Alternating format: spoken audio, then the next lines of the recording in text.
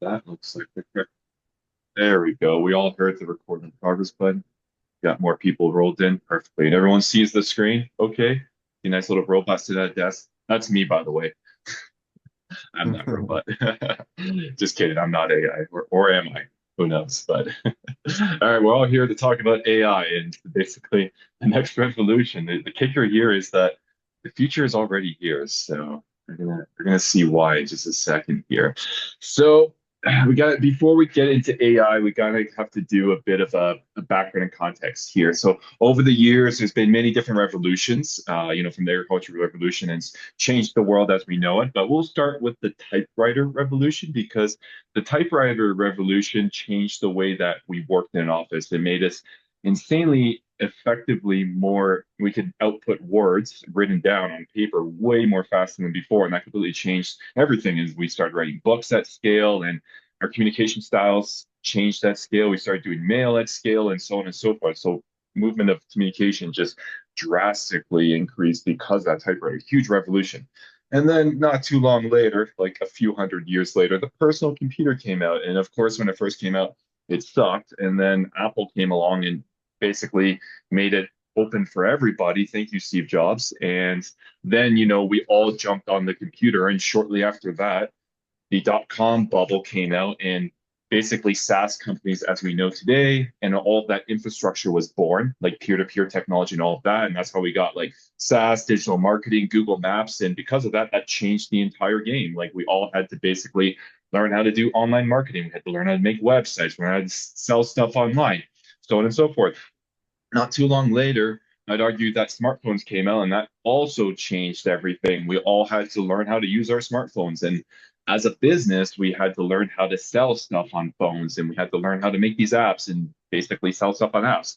And now I would argue that we're in the era of not just AI, but AI plus automations. And automations is changing the way that as an individual, not just the business, it's also changing businesses, but it's changing at an individual level as well. It's changing our productivity. So it's increasing our productivity by a factor of, could be a factor of two, could be a factor of five, could be a factor of 10, depending on how good you are with this automation stuff. So that's why I could argue that this is as revolutionary as the personal computer and maybe even the typewriter as we know it. So yeah, how did AI start? Well, AI has been a thing for a while, but as we all know, ChatGPT came out in 2022 and basically made it popularized, LMs as we know it today and made it accessible today.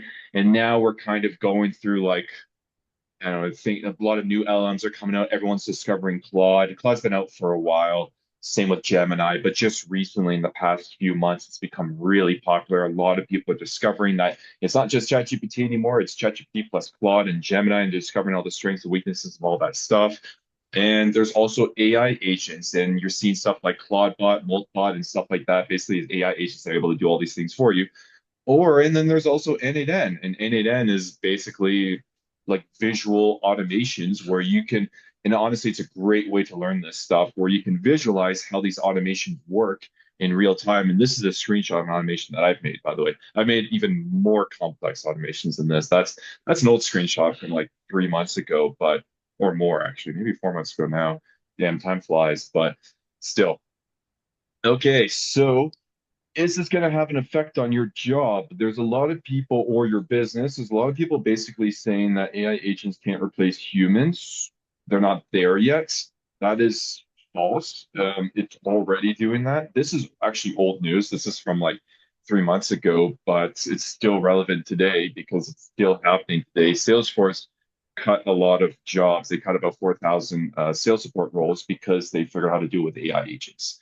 And like they're just not going to go back to humans because the AI agents can do it faster, cheaper, and they control those humans, all those agents. Because the problem with humans is we're limited. We can only work, Monday to Friday, like 8 hours per day, so 40 hours a week, whereas AI agents can work 24/7 and they don't complain. They don't ask for time off. So, as a business standpoint, it's like, wow, that's great compared to, not saying humans are bad. You guys are all great. We love you all, but from a business standpoint, it's like, what would you prefer if you're hiring support staff? Yeah, probably the thing that doesn't complain and works all the time and is 1/10 the cost. Probably that, obviously. So then there's the next, I guess, character or architecture or stereotype that would be like, it's okay, I'm an engineer, I'm a developer, I don't need to learn AI. I don't need to do Claude code or any of that stuff, right? Like my job's safe. Like I still need to know this stuff. False. Coinbase, also old news. They basically fired a bunch of developers, not because they were bad developers, but because their output didn't go up. Why didn't their output go up as a developer? Because they didn't take on AI. They weren't using new AI tools to basically like 3x their coding output. And because of that, CEO's like, dude, if you're not getting with the times, then like you're gone. Like, sorry, we're gonna hire somebody that is getting with the times, so we can 3x their output. Like, why wouldn't we do that? Obviously. So even jobs that have been secure for a very long time, because they didn't learn AI and didn't factor that into the way that they, produce their code, for example, do their programming, they lost their jobs. And then you're probably thinking, well, I'm a business, my business is doing fine. We're making whatever hundreds of thousands or millions of dollars per year. Yeah, we're doing ChatGPT and whatever, and everything's fine. Like, do I really need to like, adopt automations and really need to take this stuff seriously and really need to learn it myself? The answer is absolutely. Why? Because there are already businesses, like forward-thinking businesses. There's this guy named Adam Robinson. You may have heard of him. He's got this thing called retention.com, and basically it's a service that helps businesses identify who their customers are, who the visitors on their website are, like actually identify who they are. That's it. And he's basically figured out how to get a bunch of AI agents to run in the background that pretty much runs, well, at least what he claims, sales support and development with zero intervention. And as you can see, his run rate has gone up. Even though he swapped out a lot of people for AI agents, that didn't stop the success of his business. If anything, it just went up faster. So guess what? Other businesses are looking at this and thinking, how holy shit, how do I replicate this? How do I do the same thing? And if your business, you're not thinking this, well, then your business is going to do too well. And once this becomes a standardized thing, it becomes easier and easier and easier to adopt this automation technology for your business. Then you're just, you're going to be behind the times essentially. And a business that does have this and is able to do, automate their, I don't know, their support or development or whatever, either completely or 60% or whatever is going to take out the business that doesn't have that because they can do it cheaper, faster, and better, essentially. Standard stuff. So AI isn't coming, it's already here and it's accelerating. I mean, just a few months ago, like it feels like every month, not even like it's like almost every week now, we're seeing like a new thing come out, like a new model coming out. Like just a few weeks ago, it was well, Gemini 3 came out, and everyone's like, oh my God, Gemini 3's out. And then now it's Claude 4.6, and then it was like the Claude bot, and it's just like it's just every week it's getting faster and faster and faster. And there's only one reason why it's getting faster and faster and faster, because all these companies are using AI to exponentially output their development timeline. So that's why they're getting faster and faster and faster at it. Now it's not perfect and it's bumpy, and they are releasing stuff that has issues for sure, but they're getting customers and their revenue's going up. And the people that are using AI, their jobs are just becoming more and more and more secure. And the businesses that are using AI, they're getting more and more and more revenue at the same or lower cost. So yeah, the choice. So it's basically, it's not months, it's not decades anymore. Like this, usually when a new technology comes out, it takes time for the adoption to happen. Like for example, the internet came out and it didn't really have a massive impact on our lives until like a decade or so later. Like the dot-com bubble happened. All of those technologies that underpins Google today, that was all pretty much made in like the year like 1999 and 2000, but it didn't really become mainstream until 2010s, right? So it took about 15 years of adoption. For AI, it's going to be a lot faster. We're already what in the third year now of it, and we could argue that by the end of this decade, so 6 to 7 years later, it will be at 100% adoption rates, and everyone will have changed over. It'll probably be less. It'll probably in a few years from now. But anyways, so choices: you master AI and automations, or become irrelevant. It's all behind the scenes. So how do you basically how do you master this, right? Well, so this is the survival strategy. I'm sorry for being a little crude here, but it is what it is. Why learning AI isn't enough. You need to individual AI tools that do one thing at one time isn't enough. So just ChatGPT for, hey, write this email isn't enough. You need to have automation workflows. You need to have basically like a Claude cowork running. A Claude cowork running that like reads all of your emails and responds to them, or at least drafts them. You need to have some type of level of automations because if you don't, then the person or business that does is, saying this over and over again, but they're gonna take you out. So you don't want that. Now, when it comes to automations, there are different types of automations here. And this is really important because no one's really teaching this. And the more that you know this, the more that you understand like the gaps are and how you should learn and how you should make your way up the automation levels here. So the first one is like your ChatGPTs of the world. It's basically you write ChatGPT something like, I don't know, what's help me figure out an idea or help me write an email, and it writes an email for you. So the AI's role is the recommender and the researcher, and the human is still doing a lot of the decision making, right? Pretty much all the decision making. Level two is the AI or the automation is usually automations and AI is working together to do some level of decision making, and the human is basically just signing off. So it's basically a series of steps that are happening, like make these messages. Okay, great. Now send these messages to these people, and the human is basically, and the automation is just doing each thing, and with the human signing off on each task.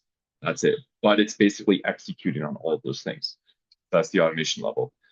Conditional is when you have like an entire workflow. It's kind of like you have like an AI SDR, and the AI SDR workflow orchestrator is basically doing everything end to end.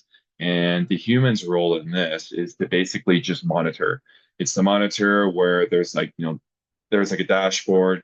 You're seeing that there's an error happening, or you're just monitoring all the messages, or you're monitoring a lot of the output, and you're just the only time the humans make a decision is if they want to tweak something. They want to make the messaging better. They want to handle error, the error output better, something along those lines, right? So this is kind of where we saw Tony Adam Robinson talking about how he has like, AI running everything, and they're just kind of stepping back. He's talking about level three. So that's where his business is right now. It's just to recap this. So he's like, I got everything running: sales, support, development. It's most likely level three automation. And that's where a lot of businesses are pretty much striving to. This is realistic. It's a lot of work to do, but it's just becoming easier and easier and easier, especially with like Claude Cowork. Claude Cowork, I would argue, is level two. And level three is like, I don't know, a bunch of AI agents all working together, all doing something, and you're just basically observing. That's it. And making adjustments as an need basis. So that'd be like the Claude bots of the world, the Moltbooks of the world. That is level three. That's kind of where we are right now. A few months, like even 3, 4 months ago, when I made this, I was basically saying, I don't want to my own horn here, but I was saying like there's going to be something that comes out that basically makes level three automations really, really easy and kind of out of the box. And 3, 4 months later, we have it. It's called Claude bots. So we're just going to see more of that. Level four, we're not there yet. Level four is basically it's completely autonomous. The AI knows how to fix itself. It knows how to improve itself. So what does the human do in this situation? The human basically just defines the high level goals. Says, all right, don't go after this ICP, change, this target customer to this target customer, for example, or we're changing industries. We're changing industries because of X, Y, and Z reason. And the AI and the automation and just as it by itself, really. And then level five is when AI is taking over everything. And the humans quite literally just do like you think about a board of governance. What do like in an organization? There's a board, and what does the board of governance do? They just set the vision and just make sure that governance is being followed. So basically, humans become board of directors, and AI does everything else. That's going to take a long time, but hey, we'll probably get there. Maybe by the end of the decade, we'll see. So, what should you do? to learn this stuff? Well, your action items and your basically, I guess, roadmap for learning this should be start with level one and level two automations. You're already doing level one, maybe doing level two, that'd be great. Start with that and then move on to the level three stuff, the Claude books, the Molt books, the N8Ns of the worlds, which will basically hit you at, of 80% of your time savings. So it brings you from the 40 to 50% time savings up to the 80%. And then and then obviously we should all be aiming for complete automation, which is going to take some time, but I wouldn't argue getting there, anytime soon, but at least start with the quick wins and then move on to, once you got that sorted, then move on to the co-works of the world, the Claude books of the world, and so on. So there's different AIs out there, and we all know ChatGPT, and some of us know Claude, and that's great. You should keep going because each AI has kind of become a specialist in their own area. So ChatGPT is a great generalist. Honestly, I'd argue it's actually becoming not even a good generalist anymore. It's kind of becoming pretty terrible, to be honest. I'm not the only one saying this. Like a lot of people are saying this, but Claude is becoming a pretty good generalist, and it used to be it's still a superior coder. It used to be very good at writing. Not so much that good at writing anymore. It's still great, but Gemini has become a lot better. Gemini has become the best writer. So their strengths and weaknesses are kind of changing all the time. Like ChatGPT just used to be the de facto best generalist, and now it's not even the de facto best generalist anymore. And it used to have the best API ecosystem or the best connector ecosystem. Doesn't even have that anymore. It's now Claude. Claude has the best ecosystem. It has the most connections to the most apps. So this just gives you an idea of how fast it's changing. And in the coming months, this will probably change. Maybe ChatGPT will, I don't know, significantly get better and have the best ecosystem again and be the best generalist again and maybe become the best writer. Who knows? But right now, they most certainly are not.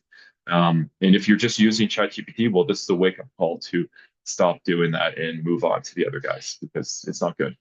And then, yeah, Claude is still the best coder. It's been the best coder for a while, still is. Awesome. Gemini has been the best at image and video and is now the best, I'd argue, at writing. And Perplexity has been the best at research and still is. They just did an update where, honestly, they really drastically reduced the quality of their deep research capability, which I have no idea why you would do that. If your bread and butter is to do research and you do an update and now your research capacity just decreased by 50%, that's really dumb. But that's what they just did. So they're still the best. They're still better than Gemini, still better than Claude, but not by much anymore. They used to be way better, but I don't know what they did, guys. They'll probably come back. They really shot themselves in the foot. If you use Perplexity, you know what I'm talking about. So this slide is about the power of AI agents. It's not just about having one AI agent or having one Claude bot. It's about having a multi-agent orchestration. It's a bunch of AI agents working together. Now, if you ever use like the most powerful models out there, like the Claudes of the world, and even you see this with ChatGPT, but you see like when you execute a prompt and you see it basically talking like, oh, I'm going to call this agent, and this agent's going to do this thing, and this agent's going to call this agent. So like it may talk to like there'll be a research agent, there may be a writing agent, there may be like a Python agent that like, I don't know, does some type of search within your database or something that tried to do a query. The point is it's like a multi-agent orchestration, which is great, but the most powerful here is, agents within agents within agents. That's like the Claude bots of the world, the Molt bots of the world. But point is, here is the compounding effect. So the more agents that you have working together, it's kind of like, the more people working together within an organization, the more productive output you have. And this is basically being replicated with AI agents. So a lot of people have heard of agentic AI, but probably don't actually know what it is. And same thing with generative AI. So we all know what generative AI is. Generative AI is, hey, ChatGPT, write an email for me. It writes an email for you. Great. That's generative AI. But what the heck is agentic AI? Agentic AI is it acts on your behalf and does things for you without you telling it to do. So for example, it can purchase the ticket for you. It could read the stock market for you for that day and let you know of these, like if you're a professional trader of these stocks, these are the ones that are, I don't know, you should take action on, or maybe it'll even take action on. Like maybe it'll sell stocks for you, or buy stocks for you, etc. And it's, as you see here by this icon, it does e-commerce shopping for you. Now, a lot of AIs have come out with the e-commerce shopping capability. ChatGPT, Claude, Perplexity all have it. They do everything up to the point of purchasing, like of completing payment. So they do everything before that. They don't do the payment part yet, but they will. And they've all just come up with this in the last few months. So it's agentic AI is just going to become more and more and more of a thing because us humans, we're busy, right? It's not I want to say I don't want to say the word lazy. Some of us are, sure. We're all a little lazy, right? But we're also busy is the main thing. So agentic AI is the big new opportunity because it predicts what your problems are before they even happen and it takes action on it. So it's insanely powerful. Now there's this thing called RAG. You've probably all heard about it, but you may not know how it works. Basically, it just gives you an idea of how the technology works under the hood. But basically, a lot of businesses out there, they may have like a knowledge base, or they may even have a RAG set up. But RAG basically just stands for Retrieval Augmented Generation. And it does you ask it a question and it does a bunch of things under the hood. Basically, it's a bunch of AI agents working together, looking through a knowledge base, looking through a bunch of documents, looking across a bunch of things, working with another LM in order to basically find your answer. So I'm sure you've heard the saying like finding a needle in a haystack is impossible. Well, with retrieval augmented generation, it's now possible. Retrieval augmented generation can find not only a needle in a haystack, but it can find multiple needles in multiple haystacks. That's literally what it does, and it's very good at it. And this is how it works. Now, what is an AI agent? Because that's what we're all here for, right? An AI agent is a system that basically functions like a human does, and that's how they've been kind of modeled after. They've been quite literally modeled after a human being.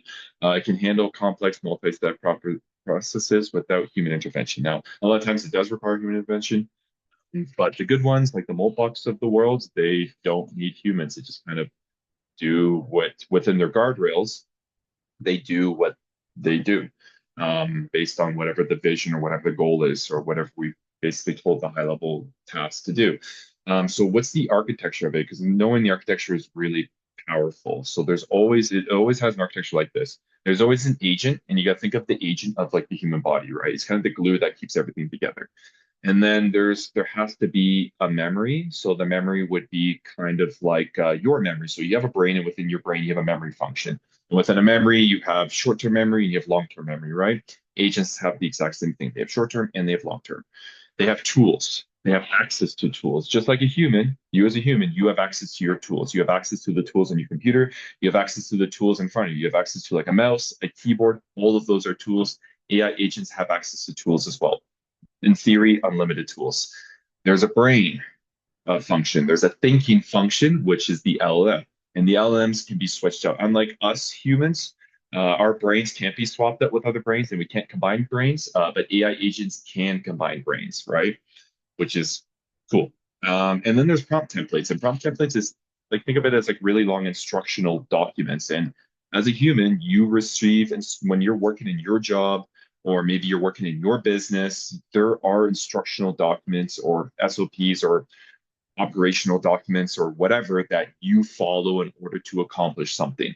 That is quite literally what a prompt template is. It is just that, except, in the AI agent world, we call them prompt templates. But without a prompt template, the AI agent won't really know what to do. And same thing with you in your job. Without your prompt template or without your operational document instructions or whatever, like you're not going to really know what to do. You're going to have to guess a lot, right? And that's the same thing with an AI agent. If an AI agent doesn't have clear instructions or doesn't have clear context, and you tell to basically, I don't know, write a marketing report about something, if it doesn't know who that something is or doesn't have information about that business or whatever, it's going to guess. And a human would do the quite literal the same thing. A human would guess.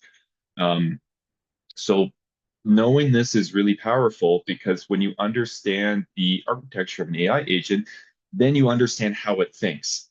and then you understand why it did something wrong. If it does something wrong, it's like hallucinate, it's because it didn't have the right context. So therefore you can understand, oh, okay, in order to give you the right context, it needs to be connected to the right tools. So I need to feed in data properly. And then, okay, let's ask the same question again. Oh, okay, great. Now it gives me the output that I want because I understood that it was missing context. Now and I solved that problem. Now it's actually producing the correct output. But you wouldn't have been able to solve that problem if you didn't understand the architecture of AI agents. So that's why knowing this is really powerful. And it's not just AI agents, but it's just AI in general. Just knowing, how it works in the back end. Yeah. Anywho, so how do you learn all this stuff, right? There's lots of different ways of learning this stuff, and this is kind of how I did it. I know how many of you have done it here, but YouTube tutorials is huge. So if you want to just, learn at your own pace, YouTube, just go on YouTube and just start learning it. Because there's a lot of step-by-step guides on how to do this stuff. And I've followed a lot before. I don't do it anymore, to be honest, because I have AI that teaches me how to do this stuff. But yeah, that's actually down here. See, AI powered learning assistant. Like AI is huge now. It can write all of your code. It can explain everything for you. Use Claude. Don't use ChatGPT when it comes to learning this stuff. What else? School communities. There's a lot of different school communities out there. There's the free ones, there's the paid ones. You can join my school community. We're going to be talking about that later. Um, and then there's the paid school communities or just paid programs in general, where they're going to give you like, curriculums, lessons. They're going to, just teach you the stuff that you need to know. A lot of the free communities is a great way to learn, but just note if you're going to do the free community option, which is fine, you're just going to have to be self-motivated. You're going to have to kind of learn by yourself. They do give you some stuff, but it's not like a structured curriculum. So don't expect structured curriculums in free communities because, you know, free communities they're not going to do that, right? Oh, you got to pay to get the structured stuff, right? That's just standard anywhere in the world. And now when it comes to choosing AI platforms, I get this question a lot. That's why I put this slide in here, is because I get a lot of people like, well, like, why not make over N8N? Just because make has that white background, It looks just easier to use. And N8N is scary. It's dark, a dark background.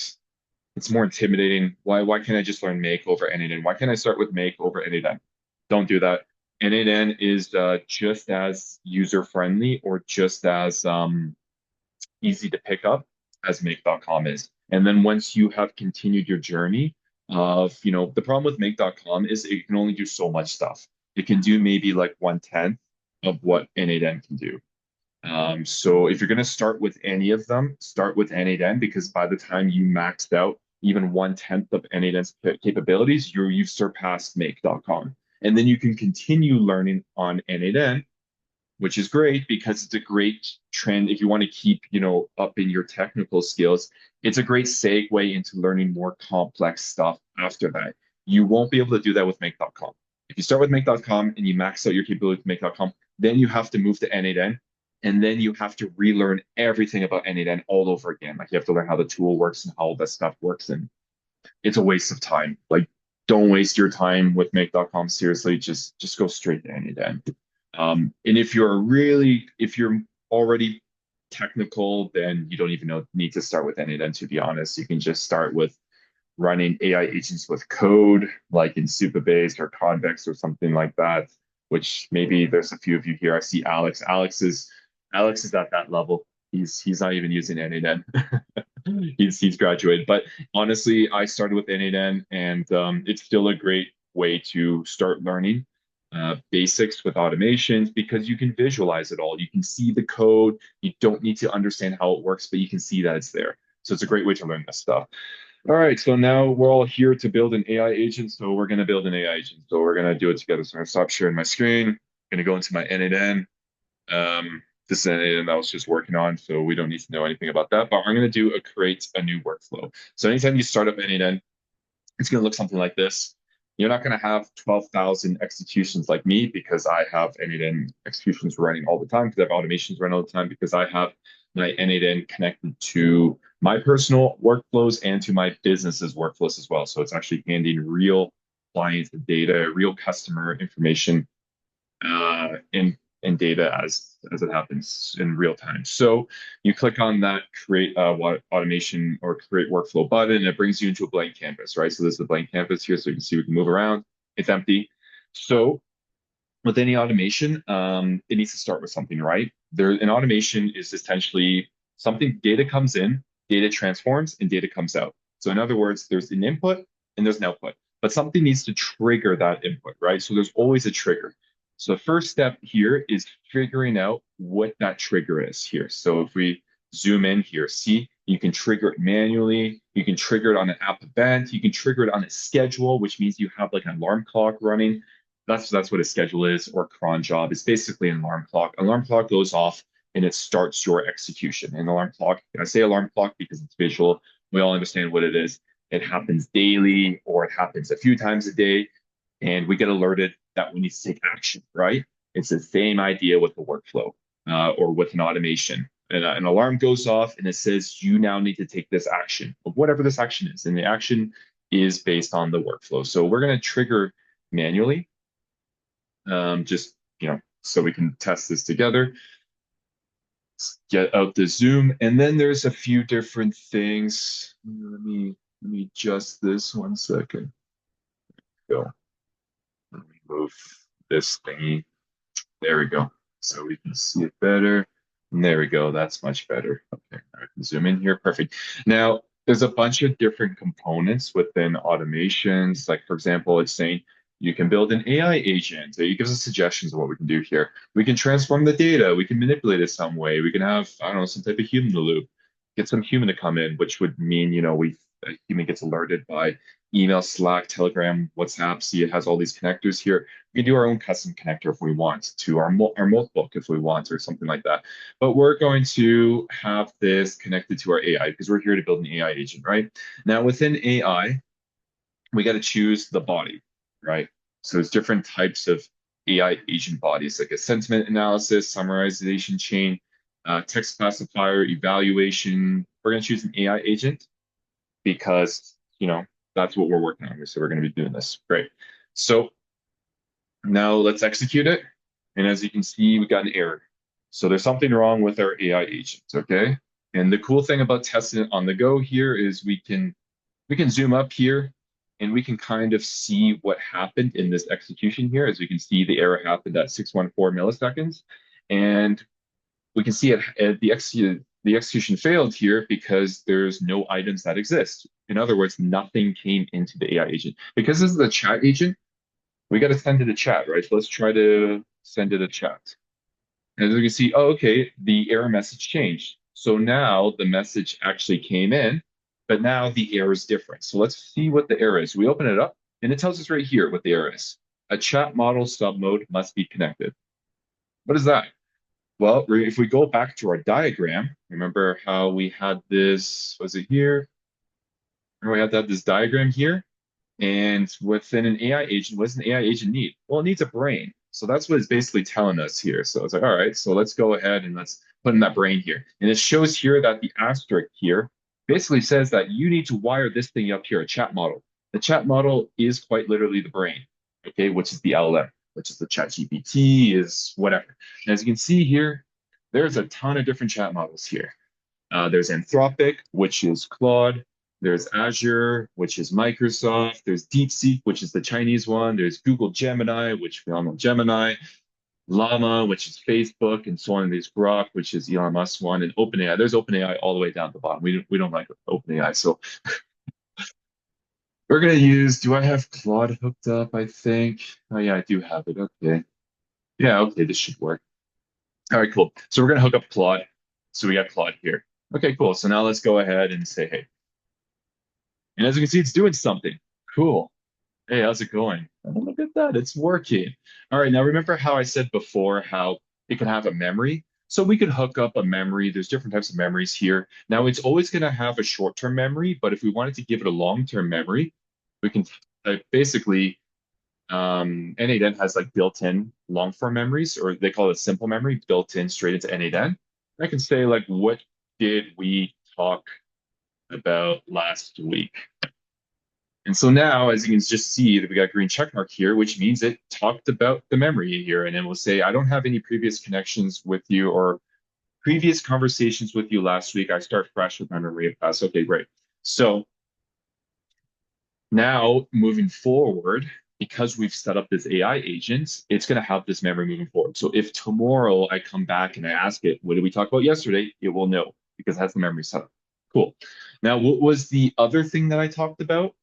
Well, there was tools, and tools are really powerful because it gives the AI agent context.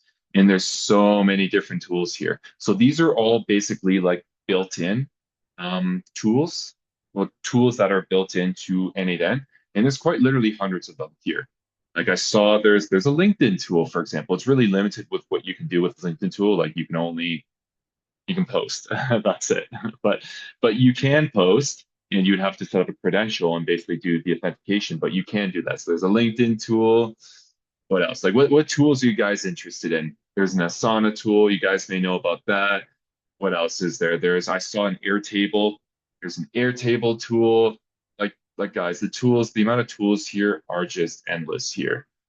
I think there's even a weather. There's a Zoom tool here, so I can get my Zoom conference after this, and I could do stuff with it. There's like a weather tool as well. There's a Wikipedia tool.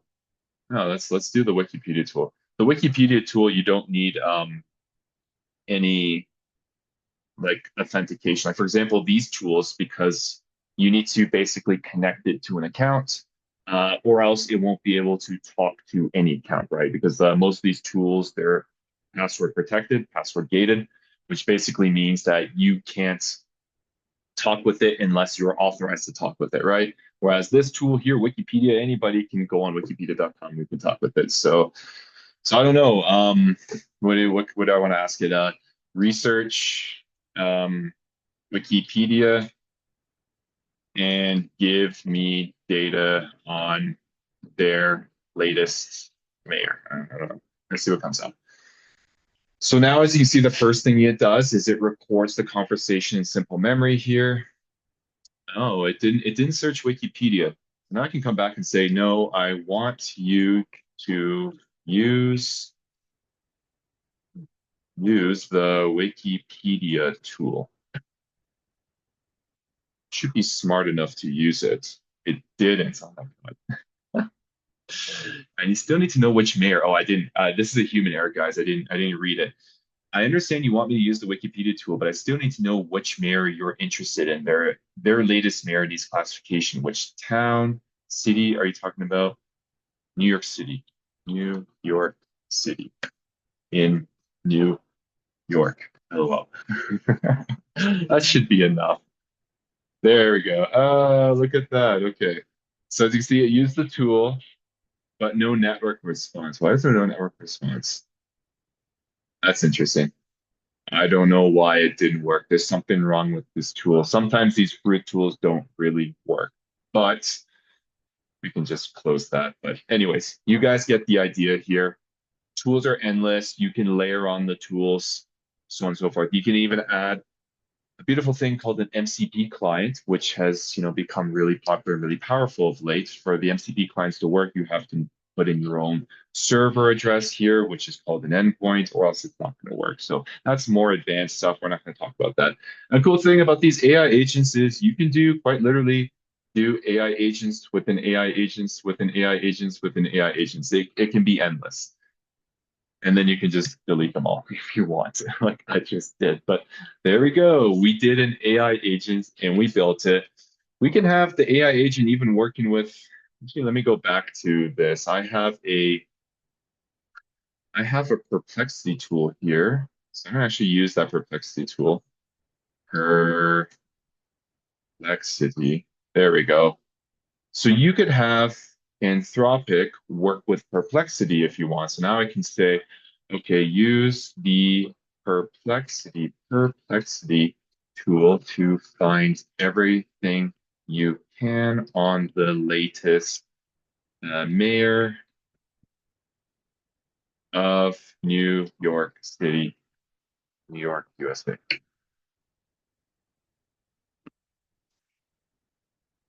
Okay, So now it's doing, and we can see the logs. It's going through the motion, which basically means the AI, the Anthropic AI, is calling the Perplexity AI.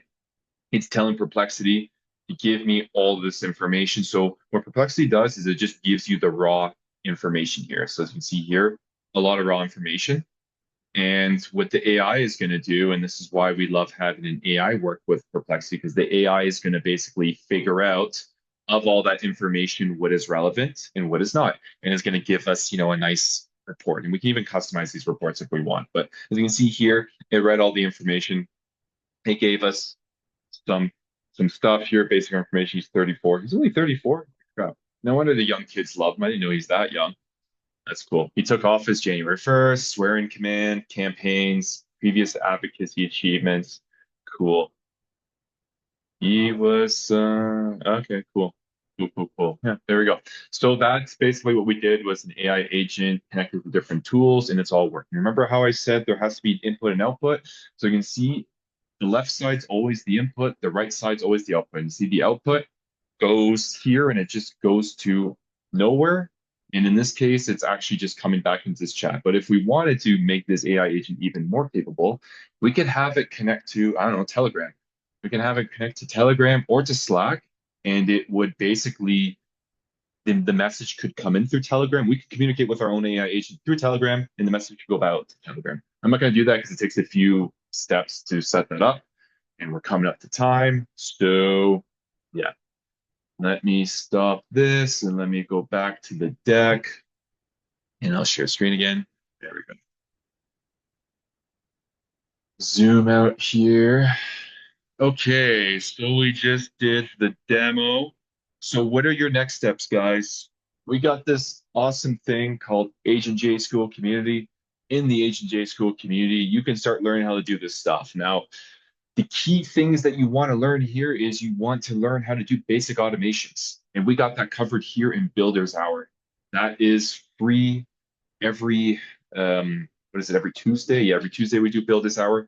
We also teach you how to do vibe coding because vibe coding is super, super key. We actually had a few people here.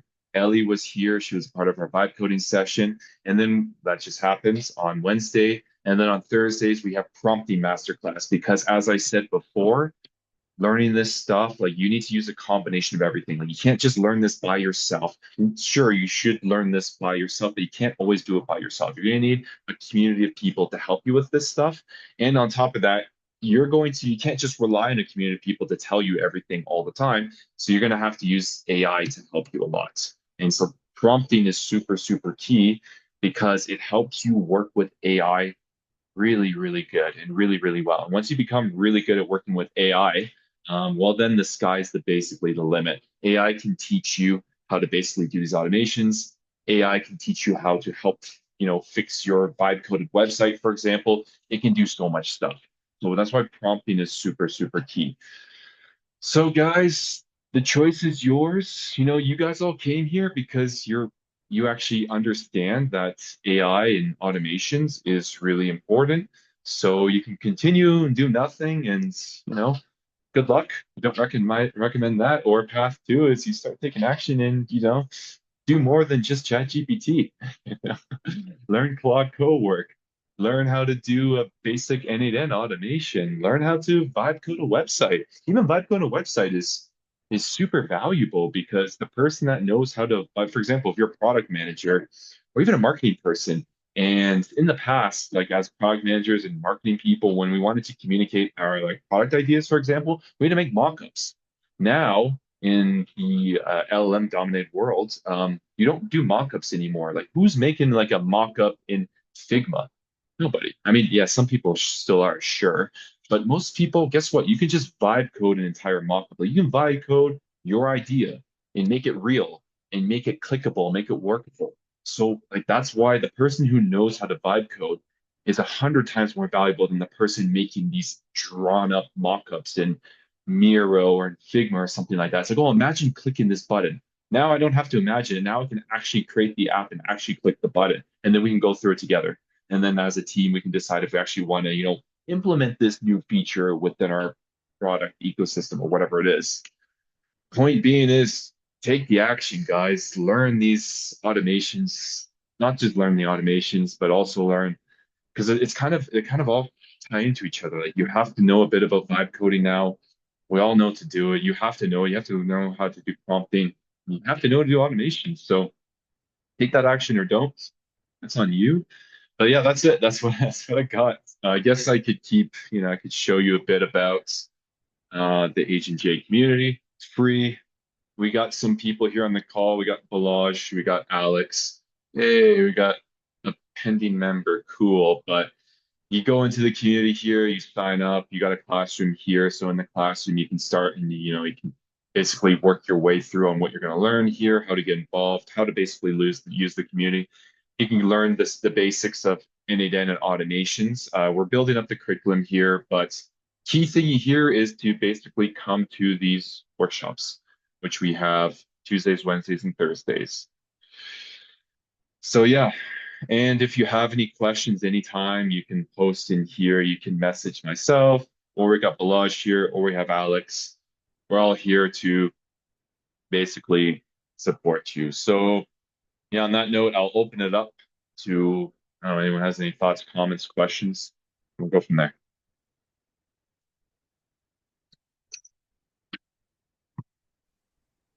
There were already some good comments in the chat, so we can pick them up. Definitely include them into our Builders Hour, for example. Oh, you guys And have been chatting a lot, and I'm just seeing this now. yeah, yeah, yeah. Sorry, guys, I didn't have it open. Taking care. Yeah, no worries. This is why we're here. All right. Well, Balash, since you've been reading this, is there any questions that you want to relay to me? Alex participated I too. think Cool. we answered all of the questions. Okay, sweet. Well, does anyone Yeah. wants to come off mic and maybe don't be shy?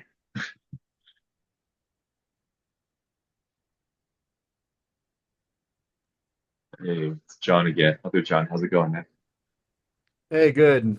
I don't think I have anything in particular to add other than the message I contributed earlier, which is I just tend to kind of rat hole myself into YouTube videos and waste time watching them, but not doing enough hands-on keyboard stuff. So this is kind of inspiring for me to think about. That's what I need to do next, is like think about some DIY stuff to try on my own on the weekends and at night, just to kind of get that muscle memory going.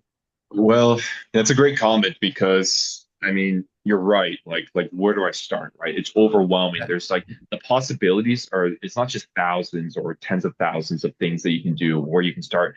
It's infinity. It's quite literally Mhm. infinite. So where do you start? What I recommend is just start with programming. Join next week. Every week we have the automation of the week, and we tell you exactly how to do this automation. And this is going to be helpful for you because you're going to be like, I just showed you how to do it, how to start. But even that is a bit of a learning curve for you. So if you join, these sessions and then you watch us do everything in real time, and then you're going to be like, hey, I've tried to do some things, but I got stuck. Can I share my screen and can I show you guys like where I'm stuck on? We'll be like, yeah, sure. We'll help you out essentially. Because on how the programming works is Elaj, I think is on Mondays, we kind of like introduce the automation and you Yeah. can start to do it Yeah. yourself. Of course, we don't expect that you're gonna, actually do it yourself unless you're like Yeah. advanced level, like Alex is here. And then the following day, you're gonna come back and be like, hey guys, I tried. I need that support. Like, no worries, we got you. So start with that. Start with like, basically, like, here's the thing, try to do it. Can't do it, come back and we'll help you. I appreciate that. Mhm. Yeah, I've never fully appreciated the context of community type learning, but this definitely just makes a lot more sense where I know this is live and interactive to listen. I can go and try it and then I can come back and do it myself and say where I got stuck and get that help. So Exactly. Yeah. I'm leaning into this more than I have in the past, and I like where it's going. So it, I think Yeah. having some progression in terms of the DIYs. These are great. Yeah. Exactly. Yeah, and I think early on in these sessions too, like you're definitely gonna get a lot more opportunities to interact with us as well too as we're restarting these sessions. So it's a good time. Cool. Yeah. Thanks, Alex. In other words, And take it's the same. advantage of us while you can before it gets too busy. Yeah, yeah, totally. And it's the same as I did, as I learned, John. So the other John now. So I joined John, John's sessions, and every week I showed up, and in the meantime, I just tried myself, right? And I took everything I learned and to improve my results, and it worked out. So Perfect. this is how it goes. Yeah. Yeah, Good and this is feedback. when we didn't have any programming. Like now we have programming. In the past, I've had this community going for a little while here, the Agent J, since I guess August or September of last year. But I just didn't have any time or any help to do the programming. So the only thing I really had to offer was, hey guys, you could show up twice a week and just talk to me. And if you and maybe I have something to show you, something cool that I've discovered. And so what Balaj did is he just showed up and he just kind of watched and learned, which most people can't learn that way, and I don't expect most people to learn that way. So it didn't work with most people, but now we actually have, programming and curriculum, so it's going to be a lot easier and a lot faster to learn this stuff, and there's more support too. Do you think you'll ever John, do maybe a dedicated? I'm sorry, I didn't mean to interrupt. Go ahead. No, go for it. No, I was thinking, have you thought about I don't want to call it curriculum, but like other sessions and maybe do one of these vibe coding websites Yeah. and walk us through that? That'd be kind of cool. Yeah, so we are doing the My vibe bad. coding things. So that is a thing that's on Wednesday. Sorry, I've got a calendar yeah, here. it's on Wednesdays. Yeah, so that's on Okay. Wednesdays. So we are teaching you to do the vibe coding thing. But if you're talking about like a really defined, structured curriculum, hang on, I made a post about it, but now I freaking thought that. Can I even search my post here? Oh, you know what I can do? I can sort it by newest. That's what I can do. Newest down, then I can find it this way. This is it here. So in here, basically talked about like we are going to come up with like a pretty much like a boot camp, like a 1 month boot camp that will come up with all this stuff. We're making the curriculum right Nice. now. It's a lot of work. Mhm. Each one of these lessons is going to be an hour long, and it's going to be meaty, and there's going to be homework, and then there's going to be opportunities to basically like try to do it yourself, do it with us, or come to a workshop and be like, hey, I'm stuck here and I need help. But essentially it's going to be broken up into foundations, so spend a lot of time on prompt engineering, and then mastery, and then basically make a vibe code, a full stack dashboard. Then it's going to go into AI agents, and so we're going to spend a lot of time learning AI agents and knowledge bases and stuff like that, because that's really, really, really important. And then it's going to go into multimedia, because multimedia is like, it's just become super, super key. George, guys, this doesn't exist yet. Yeah, You guys, yeah, we're working on this it. will exist. Yeah, this is a lot of content to make here. So just to know, like, we're making an entire school lesson plan here. It's so this takes some time to make. So we're making it right now. But we're gonna do multimedia. I've experimented with multimedia. I've done a lot of image and video. My audio stuff isn't that great, but that's why we got Alex here, because Alex is really, really he knows this stuff better than I do. And then we're going to do like the advanced level stuff. So by the end of this course, like you're going to have an automation built that's going to solve something like a pain that you have.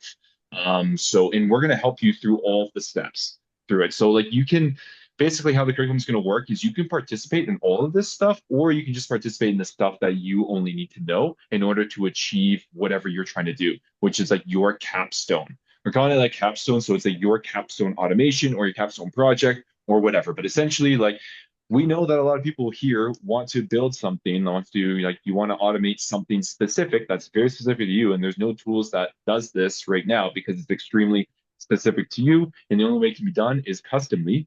So that's why in this course we're going to help you build that thing, whatever that thing is. Maybe it's a thing that reads the emails, converts to a Notion, and then sends messages automatically, whatever it is. Maybe it's a thing that does research on when there's a new RFP that comes out, and I don't know, does research on the company, makes a report, and then sends like an RFP out. Whatever the automation is, we're going to help you build that. So that is going to be the key outcome of this course. Of course, this will be a paid course because this is highly structured and a lot of support, and you're going to have direct access to Balaj, Alex, and myself at all times. But in the meantime, get into this. We're hoping to launch this in March, guys. So that's what we're aiming for. But in the meantime, just get going here with with this stuff here, like just get going with just familiarizing your stuff with N8N. So our weekly programming, we're going to help you familiarize yourself with N8N and basic automations, basic vibe coding, because vibe coding is just because it's not going away. If anything, it's just becoming more and more and more relevant. So that's why we've made this a key part of the curriculum. And then prompting. A lot of people know how to do, hey, ChatGPT, write me an email, but they don't know how to do chain of thought prompting. They don't know how to have this back and forth conversation with the AI that can do a bunch of different things that can basically automate a lot of parts of your job, and how to basically communicate with AI. This is this is probably the most important thing out of all of them, because if you become a prompting master, then it can help you do vibe coding better, and it can help you do automations better. But if you're not a master at prompting, then everything else will be really hard to do. So that's why prompting is super, super key, and that's why that's a core part of our free programming here.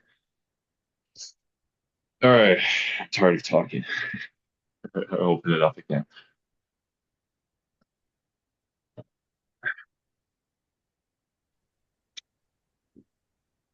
Is there any questions about, we're at time, but maybe one question about, and we're kind of asking to do this, the curriculum here. Is there anything in the curriculum that, you'd like to see added in, maybe?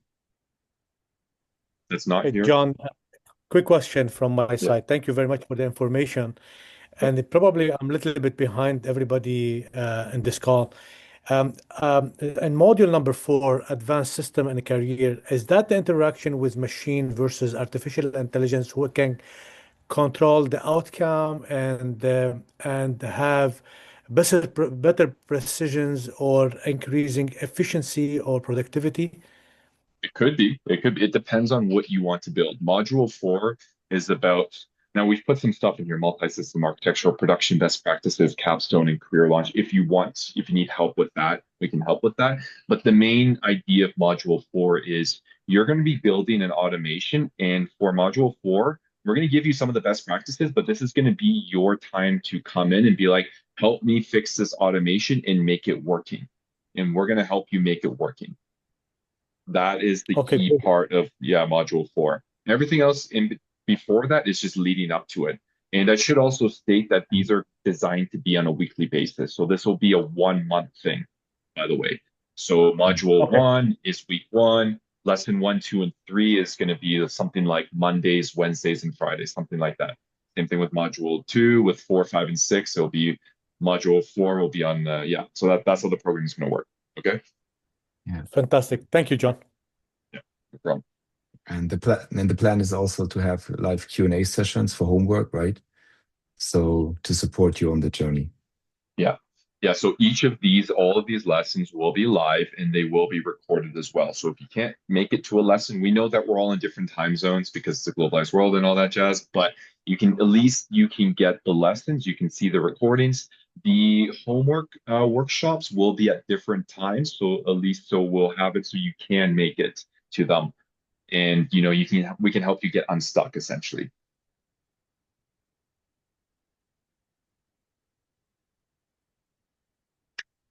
Okay, well, a lot of you are still here, even though we're over time, so that's awesome. So yeah, thanks so much. I think we'll make this recording available in school, right? Yeah. Yeah. Yeah. Okay, awesome, guys. We'll see you at the weekly programming. The workshops next week. See you all there. Have a great Right weekend. on. See you guys. Cheers. Have a great one. Bye. Thank you. Bye-bye. Thank Bye. you, guys. See you.